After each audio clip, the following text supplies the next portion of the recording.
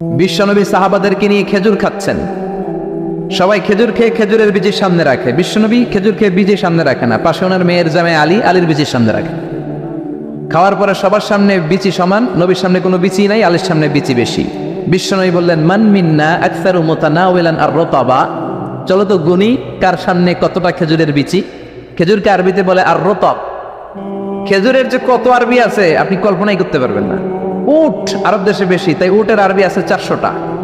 খেজুর হয় বেশি, খেজুরের আরবি আছে 100 খানিক। আমরা শুধু ওটার আরবি জানি কি জামাল, বাঈর, নাকা, এগুলো 400টা আরবি কাব্যগ্রন্থ পড়লে আপনি 400টা পাবেন মোট ওটের আরবি। তেমনি খেজুরকে আমরা জানি তামার। সৌদি আরব মিশরে তামার বললে চিনবেই না, বলতে হবে বালাহ। আতি কিলো বালাহ, 1 কেজি বালাহ দেন। বালাহ মানে খেজুর, তামার মানে খেজুর, রতাব মানে খেজুর। কোরআনে আছে রতাবান জানিয়া। মারিয়াম যখন সাইয়েদনা ঈসা আলাইহিস সালামকে প্রসব করলে, তার করলো কে? এই জন্য যে সমস্ত নারীরা পেটের মধ্যে বাচ্চা আছে, সন্তান সম্ভবা, তারা খেজুর খাবেন। বাচ্চারে সুস্থ রাখবে কে? আবার মক্কায় মদিনাতে নতুন বাচ্চা জন্ম নিলে বিশ্বনবী বাচ্চার কাছে যে খেজুর খেয়ে খেজুর মিশ্রিত বিশ্বনবীর মুখের লালা বাচ্চার মুখে লাগিয়ে দিত। আল্লাহু আকবার।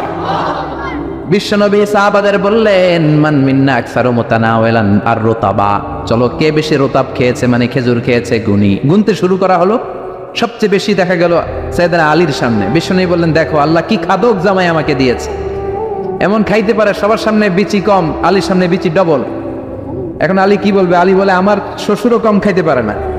দেখো সবার সামনে বিচি আছে, আর আমার শ্বশুর বিশ্বনবীর সামনে কোনো বিচিই নাই। তার মানে খেজুর খাওয়ার সময় উনি বিচি সহ মেরেন করতেন। এক কালো মহিলা সাহাবী বিশ্বনবীর কাছে এসেছে। বিশ্বনবী বললেন, লা ইয়াদখুলান্নাল জান্নাতা সাফরা ওয়ালা সাউদা, তুমি তো কালো নারী, কোনো কালো নারী তো জান্নাতে যাবে না। মহিলা দিলেন চিৎকার। বিপদের কথা শুনলে মহিলাদের কান্নাকাটি আছে না নাই? আড়াই ওরাতে আছে না নাই? মহিলাদের অন্তর নরম। এজন্য বিশ্বনবী বলেছেন, মহিলারা কবরের সামনে যে জিয়ারত করবে না। কারণ কবরের সামনে গেলে বলবে, আমারে ফালাইয়া গেল গো, কই গেল রে, আমারে লইয়া যাও রে। কান্নাকাটি আছে না নাই? গড়াগড়ি খায়, নিজের জামা নিজে ছিঁড়ে ফেলে, নিজের গালে নিজে থাপ্পড় মারে, এরকম নারী আছে না নাই? এজন্য মহিলারা ঘর থেকে দোয়া করবে, পুরুষেরা কবরস্থানে ঢুকে কবরের সামনে দাঁড়িয়ে দোয়া করবে। ঠিক কি না? বিশ্বনবী বললেন, লা ইয়াদখুলুল জান্নাতা সাফরা ওয়ালা সাউদা, কালো নারী, মেটে রঙের নারী জান্নাতে যাবে না। মহিলা কান্না শুরু করে দিল। মহিলা বলল, নবী আপনি বলেছেন, আল মারআতু ইযা সাল্লাত খামসাহা, কোন নারী যদি নামাজ পড়ে, ওয়া সামাত শাহরাহা, যদি রোজা রাখে, আতাআত বালাহা, স্বামীর আনুগত্য করে, হাফিজাত ফুরুজাহা, লজ্জাস্থানের হেফাজত করে, কোন নারী যদি এই 4টা কাজ করে, তার জন্য 8টা জান্নাতের দরজা খুলে দেয় কে? ও নবী, আমি তো 4টাই করি, কালো হওয়ার কারণে কি আমি জান্নাতে যাব না? এটা কেমন কথা? বিশ্বনবী বললেন, কেঁদো না, তুমি যখন জান্নাতে যাবা এরকম কালো থাকবা নাকি? তুমি তো পূর্ণিমার চাঁদের মতো হয়ে জান্নাতে ঢুকবা। তুমি যখন জান্নাতে ঢুকবে, তোমার ঐশ্বরিয়া রায়ের মতো সুন্দরী করে দিবে কে? তুমি বিশ্ব সুন্দরী হবা, তখন কি তুমি কালো থাকবা? মহিলা আবার খুশি হয়ে গেল, কারণ সুবহানাল্লাহ। তাহলে বিশ্বনবীর বিনোদন, সুস্থ বিনোদন, চিল্লায় বলেন ঠিক কিনা? আবার বিশ্বনবী বলতেন, উতিতু খামসান লাম ইয়াতাহুন্না নাবিয়্যুন ক্বাবলি, এমন 5টা জিনিস রব্বুল আলামিন আমাকে দিয়েছে, আমার আগে কোন নবীকে আল্লাহ এই 5টা জিনিস দেয় নাই। সুবহানাল্লাহ। 1 নম্বরে নুসিরতু বির-রু'বি মাসিরাতা শাহর, ভয় দিয়ে আল্লাহ আমারে সাহায্য করেছে। আমার ডানে বায়ে সামনে পেছনে 1 মাসের রাস্তার মধ্যে যদি কোনো কাফেরের রান্ডা বাচ্চা থাকে, আমার ভয়ে তাদের অন্তরে ধুকধুকানি বাড়ায় দেয় কে? নবী যেখানে অবস্থান করতেন, তার ডানে বায়ে সামনে পেছনে 1 মাসের এরিয়ার মধ্যে যদি কোনো কাফির থাকতো, মুশরিক থাকতো, বিষ্ণবীর ভয়ে ঘুমের মধ্যে লাফ দিয়ে উঠত। আল্লাহু আকবার। 2 নম্বরে বিশ্বনবী বললেন, জুইলাত লিয়াল আরদু কুল্লুহা মাসজিদান ওয়া তাহুরা, আমার জন্য আল্লাহ গোটা বিশ্বটাকে মসজিদ বানিয়ে দিয়েছে। গোটা বিশ্বটা মসজিদ। মসজিদ মানে মাকানুস সুজুদ, সিজদার জায়গা। যেখানেই সিজদা দেন কবুল করবে কে? নূহ আলাইহিস সালামের জামানায় যে কোনো জায়গায় নামাজ পড়লে কবুল হতো না, মসজিদে যেয়ে পড়া লাগতো। মুসা নবীর উম্মত মসজিদ ছাড়া নামাজ পড়লে কবুল হতো না, সিনাগগে যেয়ে পড়া লাগতো। ঈসা নবীর জামানায় ইবাদতখানায় যে পড়া লাগতো, কিন্তু আমরা যেইখানেই নামাজ পড়ি কবুল করে কে? আজকের এই প্যান্ডেলে যদি নামাজ পড়ি কবুল হবে কি হবে না? বাইতুল মুকাররমে হবে কি হবে না? শোলাকিয়ার ময়দানে কবুল হবে কি হবে না? বাজারে পড়লে হবে কি হবে না? নদীর উপরে নৌকায় পড়লে প্লেনের ভেতরে বাতাসে পড়লে, মহাকাশে যে স্যাটেলাইট চ্যানেলের মধ্যেও যদি পড়ি সেখানেও কবুল করে নিবে কে? জমিনের যেই জায়গায় নামাজ পড়ো কবুল করে নেওয়া হবে। আবার বললেন পুরো জমিনটারে আল্লাহ আমার জন্য তহুর বানিয়ে দিলেন। ফাইল্লাম তাজিদু মাআন ফাতায়াম্মামু সাঈদান তাইয়্যিবা, নামাজের সময় যদি তোমরা ওজুর জন্য পানি না পাও তায়াম্মুম করলেও কবুল করবে কে? এই সব জায়গায় নামাজের অনুমতি আর তায়াম্মুম, এটা কোন নবীর ছিল না, এটা স্পেশালি আল্লাহ বিশ্ব নবীকে দিয়েছেন। সুবহানাল্লাহ। মা আয়েশাকে নিয়ে বিশ্বনবী বানুল মুস্তালাকের যুদ্ধ থেকে রওনা হলেন। প্রতিমধ্যে মা আয়েশার গলার স্বর্ণের হার চুরি হয়েছে কিংবা হারিয়ে গিয়েছে। মা আয়েশা কান্নাকাটি করলেন, আমার হার, আমার হার। মেয়েদের স্বর্ণ হারাইলে খবর আছে না নাই? গোটা দুনিয়া ভাঙ্গা গেল কিছু বলবে না, কিন্তু স্বর্ণ একটা হারায় বাড়ি তামা তামা করে ফেলবে, ঠিক কিনা? কয় ঠিক, মানে অভিজ্ঞতা আছে অনেক। নারীরা স্বর্ণ পছন্দ করে, তো মা আয়েশা তো নারী, উনি বললেন নবী আমার স্বর্ণ হারিয়েছে। বিশ্বনবী বললেন কাফেলা থামাও, গলার হার খোঁজো। সবাই মিলে গলার হার খুঁজতে খুঁজতে মাগরিবের নামাজের সময় প্রায় শেষ হয়ে যায়। এবার সবাই মিলে আবু বকর রে বকে, তোমার মাইয়ার কারণে আজকে এই দশা। তোমার মেয়ে যদি গলার হারটা না হারাইতো তাহলে তো আমরা যেখানে পানি আছে ওইখানে পৌঁছে যেতাম, ওখানে নেমে অজু করে নামাজ পড়তাম। তোমার মেয়ের কারণে আজকে এই দশা, এখন সবার নামাজ কাজা, নবীর নামাজও কাজা। আল্লাহ বললেন খবরদার, এই মেয়েটারে গালি দিবি না, এই মেয়েকে গালি দেয়া যাবে না। আয়েশার সম্মানে আজকে আমি তায়াম্মুমের বিধান নাজিল করে দিলাম। ফাইল্লাম তাজিদু মাআন ফাতায়াম্মামু সাঈদান তাইয়্যিবা, কোথাও যদি ওজুর জন্য পানি না পাও মাটি দিয়ে তায়াম্মুম করো, কবুল করে নিবে কে? মা আয়েশা বলতেন আমাকে আল্লাহ এমন 5টা জিনিস দিয়েছেন বিশ্বনবীর কোনো বউকে আল্লাহ দেন নাই। 1 নম্বরে আমি বিশ্বনবীর একমাত্র কুমারী বউ, বাকি বউগুলা ছিল বিধবা, এর আগে কয়েকটা করে বিয়ে হয়েছে, শুধু আমারই বিয়ে হয় নাই। সুবহানাল্লাহ। 2 নম্বরে আমি যখন শীতের রাতে নবীর সাথে এক লেপের নিচে ঘুমাতাম তখনও জিবরাইল কোরআন নিয়ে নাজিল হয়ে যেত। অন্য বিবিদের সাথে যখন কোনো ঘরে এক খাটের মধ্যে শুয়ে থাকতো তখন কোনোদিন কোরআন নাজিল হয় নাই, শুধু মা আয়েশার সাথে যখন থাকতো তখন কোরআন নাজিল হতো। সুবহানাল্লাহ। আবার মা আয়েশা বলতেন আমার ঘরে বিশ্বনবীর কবর। আবার বিশ্বনবী যখন তার শেষ নিঃশ্বাসটা ত্যাগ করেছেন বিশ্বনবীর মাথাটা ছিল আমার কোলের উপরে। আবার বিশ্বনবী বলতেন ও দুনিয়ার মানুষেরা শোনো শোনো, ওজুর পানি না থাকলে যে তায়াম্মুম করে নামাজ পড়ো এটাও তোমরা আমার কারণে পেয়েছো। আল্লাহু আকবার। এজন্য বিশ্বনবী বলতেন জুইলাত লি আল আরদু কুল্লুহা মাসজিদান ওয়া তাহুরা, আমার জন্য গোটা বিশ্বটাকে নামাজের জায়গা আর ওজুর না থাকলে তায়াম্মুমের জায়গা বানিয়ে দিয়েছে কে? এরপরে বিশ্বনবী বলতেন উতিতু আশ-শাফাআ, আমাকে শাফায়াতের মালিক করেছে কে? কিয়ামতের দিন সব নবীরা যখন বলবে ইয়া নাফসি ইয়া নাফসি, বিশ্বনবী বলবেন রব্বি হাবলি উম্মতি, ও আল্লাহ তুমি আমার উম্মতকে বাঁচাও, আমার উম্মতকে বাঁচাও। সুবহানাল্লাহ। এরপরে বিশ্বনবী বলেছেন ওয়া কানান নাবিয়্যু ইউবআসু ইলা কওমিহি খাসসা, দুনিয়ার সব নবীকে একটা নির্দিষ্ট বর্ডারে পাঠানো হয়েছে, নির্দিষ্ট এলাকার লোকের জন্য পাঠানো হয়েছে। আমি বিশ্বনবীর নবুয়তির কোনো বর্ডার নাই, গোটা বিশ্বের জন্য আমার নবী বানিয়ে পাঠানো হয়েছে। এই জন্য আমি বিশ্বনবী, চিল্লায় কর আল্লাহু আকবার। বিশ্বনবী শুধু পুরুষদের নবী নয়, শুধু নারীদের নবী নয়, শুধু সাদা লোকদের নবী নয়, শুধু নিগ্রো আর কালো লোকদের নবী নয়, শুধু আরবদের নবী নয়। বিশ্বনবী আদম নবী থেকে শুরু করে কিয়ামত পর্যন্ত যত মানুষ যত জিন পৃথিবীতে আসবে সবার জন্য বিশ্বনবীকে নবী বানিয়েছে কে? বিশ্বনবীর যদি কোনো নবীরাও না মানে ওই নবীর নবুয়তিও ক্যান্সেল করে দিবে কে? এজন্য আল্লাহ বললেন মুহাম্মাদুর রাসূলুল্লাহি ওয়াল্লাযীনা মাআহু আশিদ্দাউ আলাল কুফফারি রুহামাউ বাইনাহুম। মুহাম্মদ হলেন আল্লাহর রাসূল। কার কথা? ঘুম আসতেছে? জিমায়ে পড়ছেন? তাকবীর দেন, লিল্লাহি তাকবীর। নবীর কথা বলে আল্লাহ বললেন ওয়াল্লাযীনা মাআহু, নবীর সাথে যারা চলে। নবীর সাথে কারা চলতো? সাহাবারা। জোরে বলেন কারা? এবার আল্লাহ সাহাবাদের কথা বলছেন ওয়াল্লাযীনা মাআহু, নবীর সাথে যারা চলতো। আশিদ্দাউ আলাল কুফফার, কাফেরদের ব্যাপারে তারা বজ্র কঠোর। রহমাউ বাইনাহুম, নিজেদের ব্যাপারে তারা পুষ্পকোমল। কাফিরদের ব্যাপারে সাহাবারা বজ্র কঠোর, নিজেদের ব্যাপারে তারা পুষ্পকোমল। কাফিরদের ব্যাপারে কোনো ছাড় নাই, মুশরিকদের সাথে জিহাদের ময়দানে কোনো ছাড় নাই। চিল্লা এখন ঠিক কিনা? কিন্তু নিজেরা নিজেরা ভাই ভাই নিজেদের মধ্যে মহাব্বত আছে না নেই? এজন্য বিশ্বনবী বলতেন আমার সাহাবাদের মধ্যে দুই কিসিম আছে। কয় কিসিম? এক কিসিম নরম কিসিম, আরেক কিসিম গরম কিসিম। সুবহানাল্লাহ। আবু বকর নরম, কিন্তু ওমরে ফারুক গরম। জোরে কোন ঠিক কিনা? এজন্য বিশ্বনবী বলতেন খায়রুল কুরুনি কারনি, সবচেয়ে সেরা যুগ আমি নবীর যুগ, সুম্মাল্লাযীনা ইয়ালুনাহুম, তারপরে সাহাবাদের যুগ, সুম্মাল্লাযীনা ইয়ালুনাহুম, তারপরে তাবেঈদের যুগ। ঠিক কিনা? সাহাবারা হচ্ছে এই পৃথিবীর শ্রেষ্ঠ সন্তান, তাদের চেয়ে শ্রেষ্ঠ সন্তান পৃথিবী জন্ম দিতে পারে নাই। চিল্লায় বলেন ঠিক কিনা? এজন্য সাহাবাদেরকে ভালোবাসার দরকার আছে না নাই? তাকে সাহাবীদেরকে গালি দিবেন, সাহাবীদেরকে ঘৃণা করবেন। সাহাবীদেরকে যদি গালি দেন, যদি ঘৃণা করেন, যদি সমালোচনা করেন, আপনার ঈমান থাকবে? কথা বলেন, ঈমান থাকবে? এজন্য নবী বললেন খবরদার, লা তাসুব্বু আহাদাম মিন আসহাবি, আমার সাহাবীদেরকে গালি দিও না।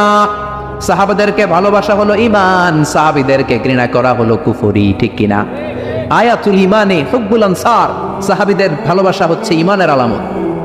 আয়াতুন নিফাকি বুগদুল আনসার, সাহাবীদেরকে ঘৃণা করা হচ্ছে মুনাফিকের আলামত। চিল্লায় বলেন ঠিক কিনা? এজন্য বিশ্বনবী বলতেন আমার সাহাবারা এক একটা সুপারস্টার। আমরা বলি Mashrafe Bin Mortaza superstar, Salman Khan superstar, Hrithik Roshan superstar, Aamir Khan superstar, Donald Trump superstar, Shakib Al Hasan superstar. বলি না আমরা?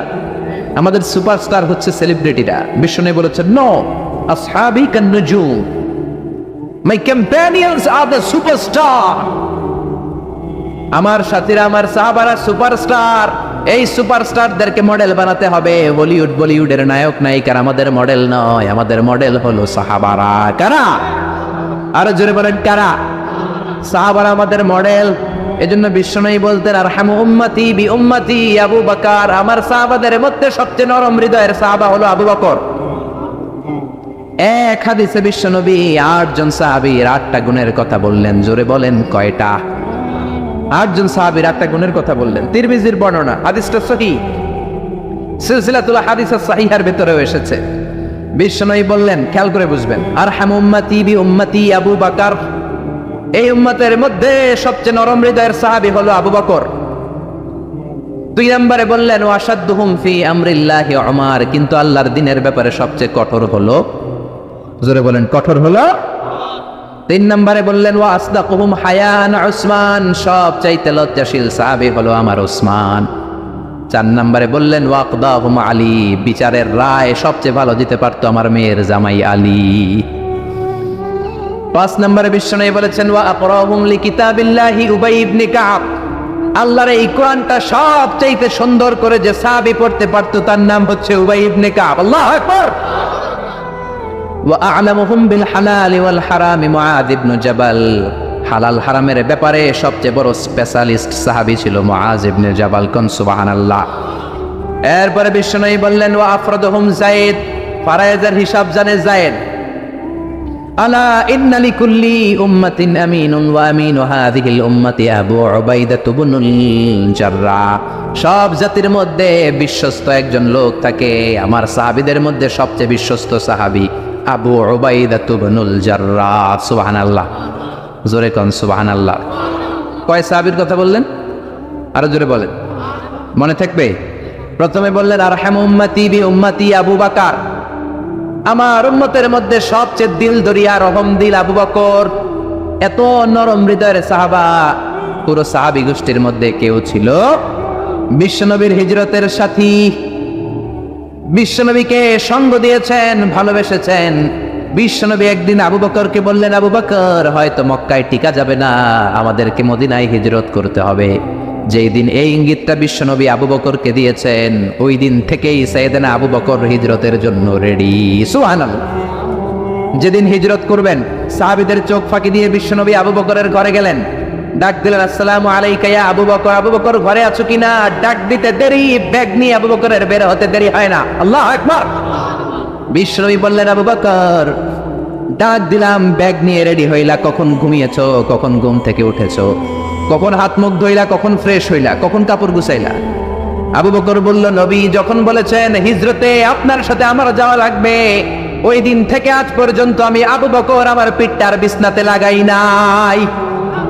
ওই রাতে সাইয়েদনা আবু বকর যেই সওয়াব কামিয়েছেন ওই সওয়াবটাকে যদি একটা পাল্লায় রাখা হয়, পৃথিবীর আমাদের সব সওয়াবগুলো যদি আরেক পাল্লায় রাখা হয়, ওই হিজরতের রাতের সওয়াবটা আবু বকরের যে সওয়াবটা, ওই আবু বকরের সওয়াবের পাল্লাটা মুহূর্তের মধ্যে ভারী হয়ে যাবে। সুবহানাল্লাহ, আসতে বলেন। এত নরম হৃদয়ের সাহাবী ছিলেন আবু বকর, নামাজে দাঁড়ালে শুধু কাঁদতেন। এই জন্য অনেক সাহাবী ওনারে পছন্দ করতো না। বিশ্বনবীর ইন্তেকালের পরে বছর খানিক মসজিদে নববীতে যতদিন বেঁচে ছিলেন ইমামতি করেছেন। আল্লাহু আকবার বলে যখন আলহামদুলিল্লাহ রাব্বিল আলামিন, তখনই কান্নায় ভেঙে পড়তেন। তেলাওয়াত শুরু করলেই কাঁদতেন। হেরেম শরীফে যারা নামাজ পড়েছেন, শেখ আব্দুর রহমান আস-সুদাইস আযাবের আয়াতগুলো পড়ে যখন টান দেয়, মুসল্লিগুলো সহ্য করতে পারে না। উনি নিজেও তেলাওয়াত থামিয়ে কাঁদে, মুসল্লিরাও কাঁদে। এরেমের চারদিকে কান্নার রোল পড়ে যায়, চিৎকারের রোল পড়ে যায়, শুধু কান্নার কান্না, শুধু কান্না। সাইয়েদনা আবু বকর যখন নামাজে দাঁড়াতেন শুধু কাঁদতেন। বুখারীর বর্ণনা, রজুলুন আসিফ, নরম হৃদয়ের লোক ছিলেন। আই রাকিকুল কলবি ওয়া সারিউল বুকা, এত অন্তর নরম, নামাজে দাঁড়ালেই কাঁদতেন। দিন দুনিয়ার কোনো হুঁশ তার থাকতো না। কিন্তু আমরা নামাজে দাঁড়ালে দিন দুনিয়ার খেলার হিসাব আছে না নাই, বাজারের খবর আছে না নাই, জি বাংলা আছে না নাই, সারাদিনে যেটা মনে পড়ে না নামাজে দাঁড়ালেই ওটা মনে পড়ে, ঠিক কি না? আমরা নামাজে দাঁড়িয়ে এইভাবে শেয়ার বাজার বাড়লো না কমলো, সাকিব আল হাসান আউট হয়েছে না ছক্কা মারছে, কে জিতলো, কুমিল্লা জিতলো নাকি কি ভিক্টোরিয়ান্স, রয়টার্স মার্টার্স কি যেন আছে, আমি তো বুঝি না অনেকগুলা, কে জিতলো কে হারলো, হিন্দি সিরিয়াল শুরু হলো নাকি আমার দল জিতলো না হারলো, এরকম টেনশন আছে না নাই? আর সাইয়েদনা আবু বকর যখন নামাজে দাঁড়াতেন, দাঁড় দাঁড় করে চোখের পানি দিয়ে দাড়ি ভিজে যেত, চোখের পানিতে দাড়ি ভিজে যেত।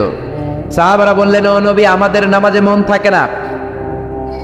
বিশ্বনবী বললেন, সল্লু সলাতা মুআদ্দিআ, বিদায়ী নামাজ পড়ো, মনে করবা আজকের নামাজটাই আমার জীবনের শেষ নামাজ, তাইলে তোমার মন আর কোনো দিকে ছুটবে।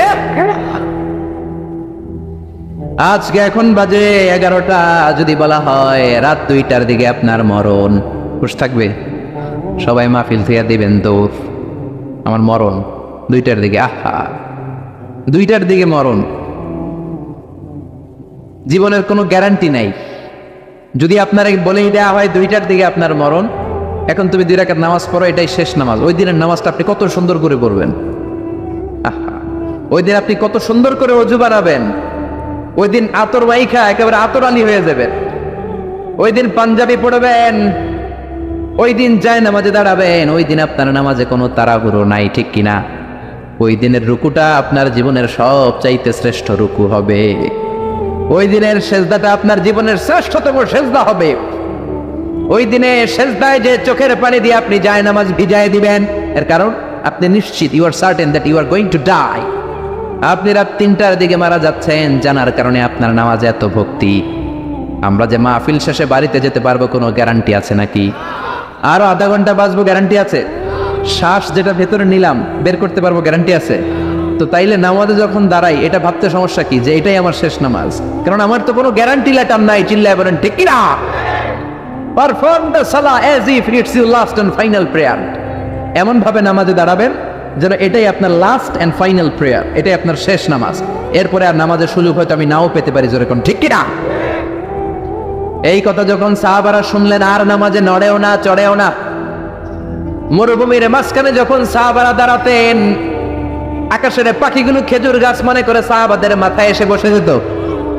সুবহানাল্লাহ, বাড়িতে যে পাখিগুলো মনে করতো এগুলো মরুভূমির মাঝখানের খেজুর গাছ, মাথায় এসে বসে যেত।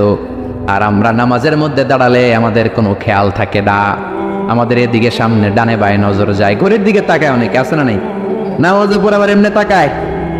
হাদিসে এসেছে আপনার নজর যখন একবার নামাজ ছাড়া অন্যদিকে দেন, আল্লাহ বলে আকবিল, বান্দা ফিরে আয়। আবার যখন ডানে নজর দেন, আল্লাহ বলে ফিরে আয়। আবার যখন ইমাম সাহেবের দিকে এমনি তাকান, আল্লাহ কয় ফিরে আয়। 3 বার নজর দেওয়ার পরে আবার যখন ডানে বায়ে নজর দেন, আল্লাহ বলে লা হাজাতা লি ইলা সলাতিক, তোর এই নামাজের কোনো দরকার আমি আল্লাহর নাই, এই নামাজের কোনো দরকার নাই। এজন্য সালাত পড়তে হবে আর অন্তরে ভয় থাকতে হবে কার? قد أفلح المؤمنون الذين هم في صلاتهم خاشعون। আবু বকর তাই করতেন, কানা রাজুল আসিফ, নামাজে দাঁড়ালে দর দর করে কেঁদে কেঁদে দাড়িগুলো ভিজায় দিতেন। আল্লাহ আকবার। এজন্য বিশ্বনবী বলতেন আরহামু উম্মতি বি উম্মতি আবু বকর, আমার উম্মতের মধ্যে সবচেয়ে নরম হৃদয়ের হলো আবু বকর।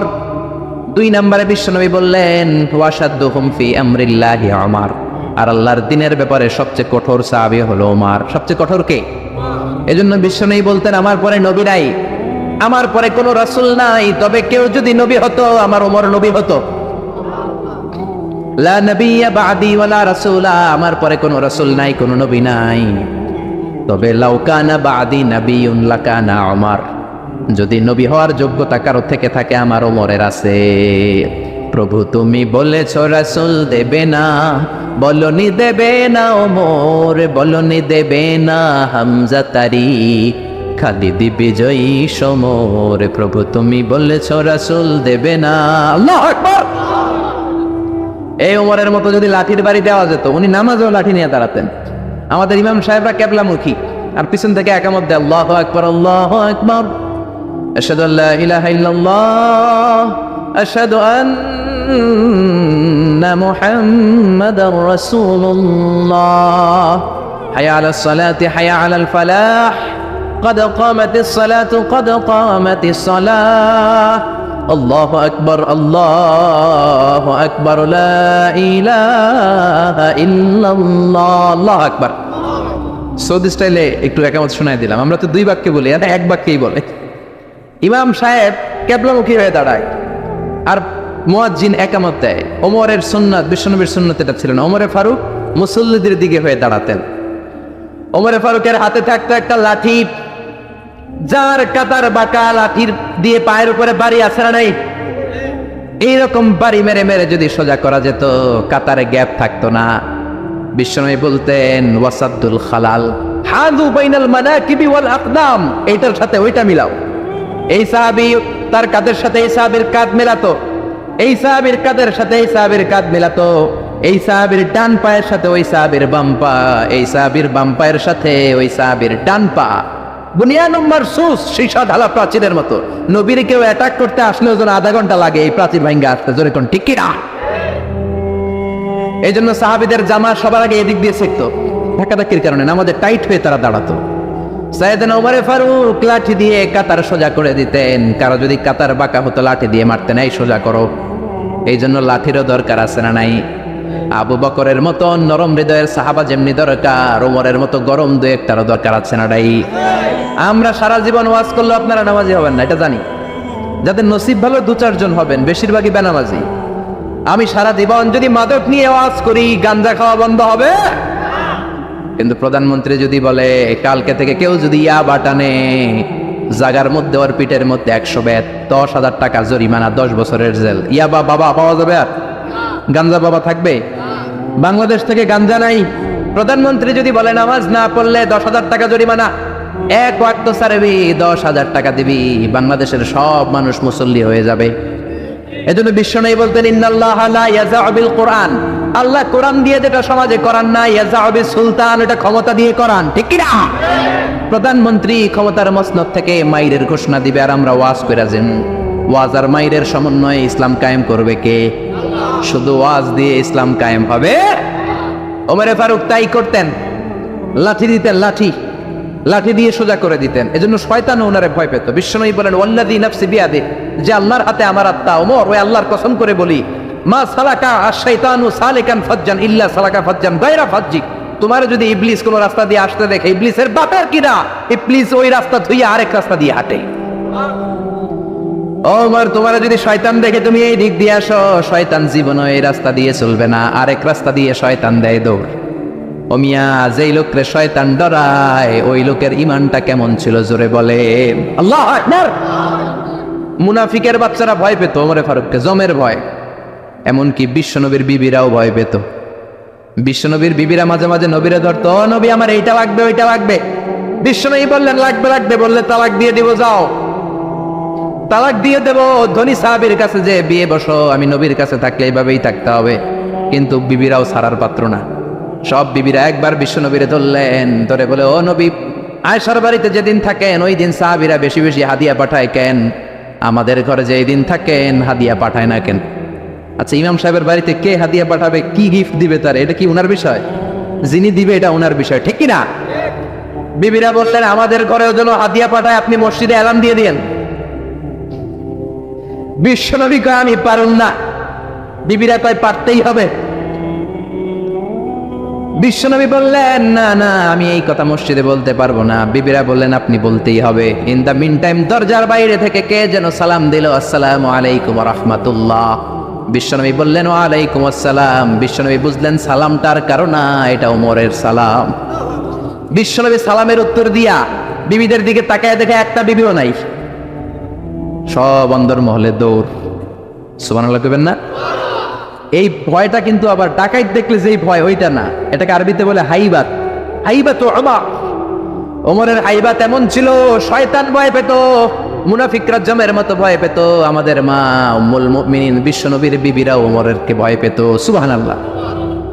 আমরা বাচ্চারা যদি না খায়, খেতে চায় না, আমার এক মেয়ে ছোট্ট খেতে চায় না, গল্প বলে খাওয়াই, আমি এদিক দিয়ে খাওয়াইলে ওদিকে দৌড়, এদিক দিয়ে ধরলে ওদিকে দৌড়। আপনাদের ছেলে মেয়েদের একই অবস্থা, বাচ্চারা খেতে চায় না, ঘুমাতে চায় না। তখন আমরা বলি ঘুমা, না হলে বাঘ আসবে বাঘ, বিড়াল আসবে বিড়াল। আপনারা কি কন? আরে ওরাতে হ্যাঁ বিলাই, বিলাই আইব, কুত্তা আইব। আমরা বলি কুকুর আসবে বিড়াল আসবে, ঘুমাও ঘুমাও। বাচ্চারা তখন ভয়ে ঘুমায়। ওমর ফারুক যখন মদিনার গভর্নর, মদিনার প্রেসিডেন্ট, মদিনার মায়েরা বিড়াল আর বাঘের ভয় দেখাতো না। বাচ্চারা যখন মদিনাতে খেতে চাইতো না, ঘুমাতে চাইতো না, মদিনার মায়েরা বলতো তাড়াতাড়ি ঘুমা, ওই যে ওমর আসতেছে ওমর। চিৎকার করে পড়েন আল্লাহু আকবার। সবার জন্য সমান নীতি। 10 বছরে গোটা বিশ্বের অর্ধেক ক্যাপচার, পৃথিবীর অর্ধেকটা ক্যাপচার করলেন সাইয়েদনা ওমর। নিজ হাতে পিটিয়ে নিজের ছেলেকে বেহুশ করেছেন। আরেক বর্ণনায় আছে পিটিয়ে ছেলেটাকে নিহত করেছেন। যদি বর্ণনাটা দাইফ, কিন্তু আমাদের জন্য শিক্ষা আছে বর্ণনায়। হঠাৎ একবার ঘরে ঢুকলেন, ওই ছেলের নাম ছিল আবু শাহমা, মুল্লাম আব্দুর রহমান। ওনার বিখ্যাত যে ছেলে আব্দুল্লাহ ইবনে ওমর, উনি আরেকজন। আরেক ছেলে ছিল আব্দুর রহমান, মারুফুন বিআবি শাহমা, সবাই তারে ডাকতো আবু শাহমা বলে। একদিন ঘরে ঢুকে দেখে মদের গন্ধ পাওয়া যায়। আবু শাহমারে বললেন ইয়া আবা শাহমা আশারিবতা খামরান, মদ খাইছোস? কয় না আব্বা, শারিবতু নাবিজান, নাবিজ খেয়েছি। খেয়াল রাখবেন মদ হারাম, মদ খেলে আসিবেন, কিন্তু নাবিজ খাওয়া হালাল। নাবিজ হচ্ছে আরব দেশেরা খায়, সাদা দুধের মধ্যে রাতে শক্ত খুরমা যদি 5টা ফেলে রাখেন, সকালে ওইটা দেখবেন দুধের রং আর সাদা নাই, খুরমার রস টেনে দুধটা লাল হয়ে গেছে। এটা খেলে স্বাস্থ্যের জন্য আরব দেশে খুব ভালো, কিন্তু এটা রাতে ভিজাইলে সকালেই খাইতে হবে। এটা যদি 3 দিন রেখে দেন, 4 দিন রেখে দেন, এটা তারির মতো মদ হয়ে যাবে, মাতলামি হবে, খাওয়া যাবে না। ওমরের ছেলে ওই মজাটা নেওয়ার জন্য 4 দিন ভিজায় রাখছে, তারপরে নাবিজ নামক মদ খেয়েছে। ওমর বললেন মদ খাইছস নাকি? আবু শাহমা বলে খাই নাই। ওমর বললেন তাআলা ইলা, এদিকে আয়, ইফতাহ ফামাক, মুখ খোলো। মুখ খোলার পরে গন্ধ নিয়ে দেখে নাবিজ মাখানো মদের গন্ধ পাওয়া যায়। কোনো কথা নাই, কলারটা ধরলেন, টানতে টানতে মসজিদে নববীর বারান্দার পিলারে নিয়ে বাঁধলেন। জোরের আজান হলো, নামাজ পড়লেন। নামাজের পরে সালাম ফিরালেন। সালাম ফেরানোর পরে বললেন মাকানাকুম ইনদানা হাদ। নামাজের পরে সুন্নত পরে সবাই বসবেন, একটা বিচার আছে। এই গুরুদণ্ড, এটাকে আরবিতে বলে হাদ, প্লুরাল হচ্ছে হুদুদ। সবাই যখন ওযু করে ঢুকতেছিল, বারান্দায় দেখে ওমরের ছেলে বাধা। সবার চিন্তা, হায় হায় কি ঘটনা ঘটলো, প্রেসিডেন্টের ছেলে পিলারের মধ্যে বাধা কেন? নামাজের পরে হাজার হাজার সাহাবী সবাই বলল খলিফা কি হয়েছে? মাল আমর, হোয়াট হ্যাপেন্ড? ওমরে ফারুক বললেন এটাই নাবিজ খেয়েছে, তবে এটা মদ হয়ে গেছিল, এখন আশীর্বাদ দিব। কানা ঘুষা কানা ঘুষা, হাজার হাজার সাহাবী। কেউ কেউ বলল খলিফার ছেলে তো মনে হয় মারবে না, ধমক দিয়ে ছেড়ে দিবে। এরকম কিছু বিচার দেশে আছে না নাই? মিলায় দেয়, ঘুষ খায়া ছাইরা দেয়। এমপির বলা হইলে 7 খুন মাফ, চিল্লা এখন ঠিক না? কেউ বলে না ওমর ছাড়ার পাত্র না, তবে 80টা মারবে না, 40টা দিবে অ্যাটলিস্ট। কটা? ওমর ফারুক চেয়ারে বসলেন, হাজার হাজার মানুষ, পিনপতন নীরবতা। জল্লাদরে বললেন হাতি জিলদ মিন বাইতুল মাল, বাইতুল মালের ঘর থেকে খেজুর গাছের চামড়া দিয়ে বানানো বড় সাইজের একটা চাবুক আন, সবচেয়ে বড় টানবি। সবচেয়ে বড় টানা হলো। এবার ওমরে ফারুক বললেন ইবদা বিসমিল্লাহ, শুরু কর আল্লাহর নামে। সাইয়েদনা ওমরে ফারুকের সামনে দাঁড়িয়ে জল্লাদ মারবে 80টা বাড়ি, মারতে শুরু করেছে। ওয়াহিদ, ইসনাই, তালাতা, 3 বাড়ি মারার পরে ওমরে ফারুক জল্লাদকে দিলেন এক থাপ্পড়। 3 হাত দূরে যে পড়লো জল্লাদ, জল্লাদের হাত থেকে চাবুক তুলে ধমক দিলেন, তুই কি চাবুক মারোস নাকি চাকরি বাঁচাস? আস্তে মারলি কেন? আসলে আস্তে মারে নাই, যত জোর ছিল ওমরের হুকুম তামিল করবে না এরকম জল্লাদ মদিনায় ছিল না, জোরে কোন ঠিক কিনা?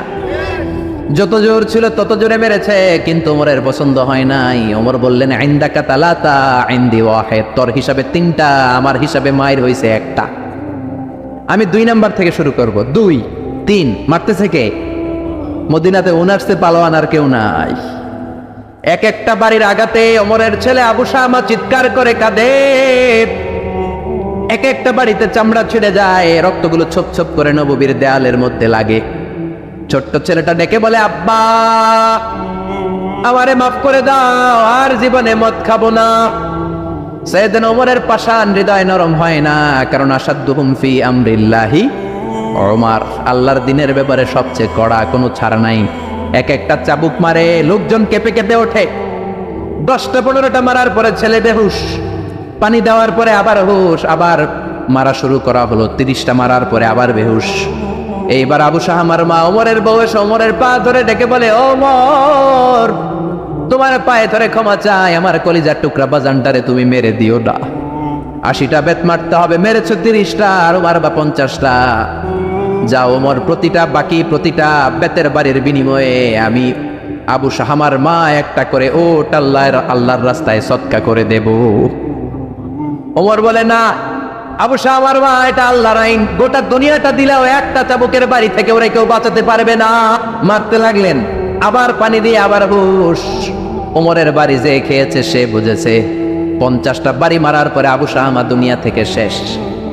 রাগে ওমর গড়গড় করছেন, বললেন, এই বেয়াদবটারে গোসল করা, জানাজা দে, কবর দে। কবর দেওয়ার পরে কবরের উপরে মারা শুরু করছে। 51 52 53 80টা চাবুক মারার পরে আল্লাহরে ডেকে বলে, আল্লাহ আমার ছেলে হওয়ার কারণে কোনো পার্সিয়ালিটি করি নাই, বিচারে 2 নাম্বারই করি নাই। 80টা গুনে গুনে বেত মেরেছি, দেহে যত শক্তি ছিল ততগুলো মেরেছি। কিয়ামতের ময়দানে জালিম ওমর বলে, তুমি কিন্তু আমারে ডাকতে পারবা না, আল্লাহ জালিমদের কাতারে আমারে উঠাতে পারবা না, আমারে জালিম বলতে পারবা না। ওইরকম ওমরের দরকার আছে না নাই? ওই ওমরের লাঠির বাড়ি যদি থাকতো, দেশটারে মদিনা বানায় দিত কে? চোরদের হাত যদি কাটা যেত, দেশটারে সুন্দর করতো কে? একটা জিনাখোরের ফাঁসি যদি বাইতুল মুকাররমের স্কয়ারের মধ্যে দিয়ে দেয়া হতো, এরপরে আর জিনা হতো? একটার ফাঁসি হয়ে গেলে আর তনুর মতো কোনো নারীকে ধর্ষিতা হওয়া লাগতো না, খাদিজার মতো কোনো মেয়েকে কেউ কোবানোর সাহস পেত না। জোরে বলেন ঠিক কিনা? একটা চোরের হাত জুমার নামাজের পরে বাইতুল মুকাররমের স্কয়ারের সামনে যদি কেটে দেয়া হয়, আর কোনো চোর পাওয়া যাবে নাকি? জোরে বলেন। তবে আমচোর, জামচোর, কলাচোর ওই চোর না, যেই চোরগুলো বড় বড় জিনিস চুরি করে, ব্যাংক চুরি করে, দেশের টাকা চুরি করে, এক কলমের খোঁচায় 1000 কোটি টাকা চুরি করে, ওই চোরদের হাত কাটতে হবে। শেয়ার বাজার খায়া ফেলায়, হলমার্ক খায়া ফেলায়, দেশের টাকা খায়া ফেলায়, সুইজারল্যান্ডে সব টাকা পাঠায়, এরকম বড় বড় চোর আছে না নাই? ইসলামী বিচার যদি শুরু হয়, আগে বড় চোরদের বিচার দিয়ে শুরু হবে। চিল্লায় বলেন ঠিক কিনা? এই জন্য বিশ্বনবী বলতেন, আসাদ্দুহুম ফি আমরিল্লাহি ওমর, আল্লাহর বিধান বাস্তবায়নে সবচেয়ে কঠোর ছিল ওমর। এক নারী এসে বলল, ওমরে ফারুক, আমার স্বামী আমারে তালাক দিয়েছে 100টা। কয়টা? শুনতেছেন? একটু জিমাই গেলেন মনে হয়। আমার স্বামী আমাকে 100 তালাক দিয়েছে। কয় তালাক? আসলে দিতে হবে কয় তালাক? তাও একটা একটা করে, ঠিক কিনা? ওমরে ফারুক ডেকে আনলেন, স্বামীরাও আনলেন, বউরে আনলেন। ও স্বামী, কয় তালাক দিছো? কয় 100টা দিছি। ওমরে ফারুক বললেন, তালাক হচ্ছে মিন শাআইরিল্লাহ, এটা আল্লাহর নিদর্শন। আল্লাহর নিদর্শন নিয়ে ফাইজলামি করার অনুমতি তোরে দিছে কে? 3 তালাকে তোর বউ তালাক, বাকি 97 তালাক তোর পিঠের উপরে পড়বে। সুবহানাল্লাহ বাড়িতে যে